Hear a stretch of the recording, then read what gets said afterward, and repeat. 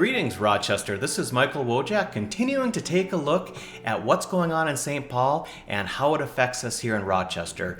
In previous sessions, we've talked about school priorities, county priorities. We talked a little bit about redistricting. Today, we're going to talk about some of the City of Rochester priorities and how they're being presented and addressed at the state capitol.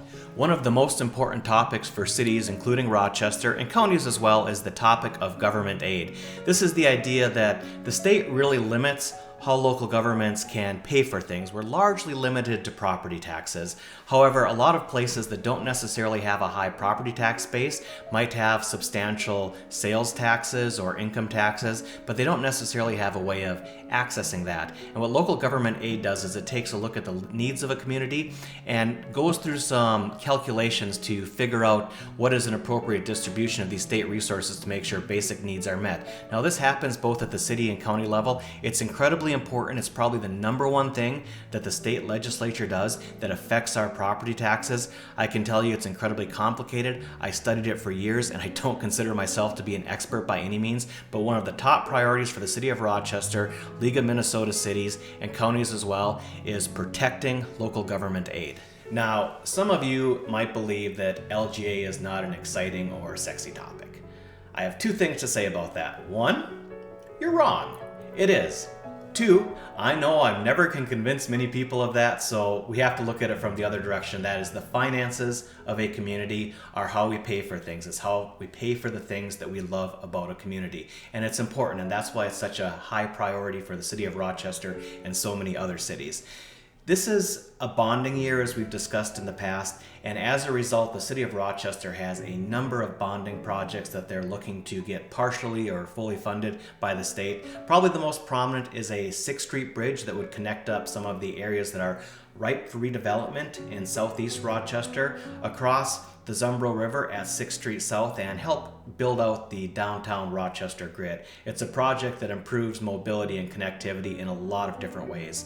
Additionally, the city is seeking funds to do the dredging, dam removal, and other recreational improvements at Silver Lake. This is something that addresses a lot of long-standing maintenance and environmental issues. The current dam serves no functional purpose. It's not a part of any sort of a historic monument. And on top of that, it's costing us millions of dollars to maintain over time. So this seems like a real easy way to clean up some of the congestion, pedestrian and bicycle congestion in that area, and also make a lot of enhancements to the park and make it a really more a natural place.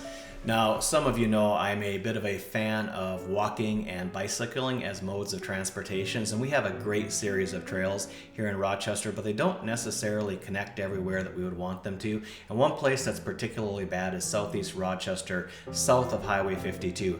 There is a proposal for a Willow Creek Trail extension. This does two really important things. One, it extends the Bear Creek Trail and connects up Willow Creek Middle School, and also goes under Highway 52. The second thing it does, it connects those other neighborhoods in the Wood Lake area, and that includes the ALC school down there, as well as connecting up Game Haven Park, which is one of our 3 major regional parks, and potentially Root River Park and even the city of Stewartville in the future. It's a great quality of life amenity, and it's something that's risen to the top in terms of City of Rochester quality of life priorities. 2 other tax and equity measures that I saw articulated by the City of Rochester, and we're going to provide a link for the full document on what the City of Rochester priorities are the elimination of a parking fine surcharge for every parking fine that goes out. There's actually a surcharge that goes to the state. It means the state's taking something like $500,000 from Rochester. Why do we have it? Well, we went through a period of time where the state was going to have no new taxes, so we got a bunch of ridiculous fees that were not particularly equitable to cities like Rochester. Secondly, street improvement districts. Roads are expensive, they require maintenance, they require reconstruction. Right now, the only real tool we have is property taxes, and what you have to remember is nonprofits do not pay property taxes. So if you have a lot of nonprofits in your community, Rochester does, you have a disproportionate and higher impact on small businesses and residential taxpayers for property taxes. Street improvement districts means we're going to be able to take the cost of that road and spread it among the beneficiaries more fairly and more equitably. Finally, a thank you to Councilmember Kelly Ray Kilpatrick, who represents parts of downtown, east and southeast Rochester. She was good enough to point out that the Seneca railbed is something that could potentially be acquired by the city or county for transportation and economic development purposes. There's going to be a lot of development along that corridor in the future. And she also points to a huge need, even though it's not a direct city issue, for personal care pay to be high enough that people are entering the field and there's enough people to take care of those in need.